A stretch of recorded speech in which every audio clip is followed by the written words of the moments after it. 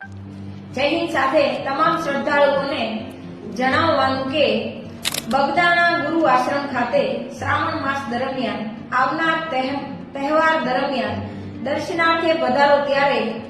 પોલીસને કાયદો અને વ્યવસ્થા જાળવવા સેવાના ભાગરૂપે આપનો સહકાર આપવો તેમજ આપ જ્યારે ગુરુ આશ્રમ બગદાણા ખાતે પધારો છો ત્યારે નિયત કરેલ જગ્યાએ જ પાર્કિંગ કરવું ઉપરાંત તમને આવા સમયે ભીડભાડ વાળી જગ્યાએ તમારી સાથે મહિલા તેમજ બાળકો કે જેઓ સોના ચાંદીના દાગીના પહેરેલ છે તેઓએ ખાસ તકેદારી રાખવી અને સચેત રહેવું તથા આપના મોબાઈલને આશ્રમ ખાતે આવેલ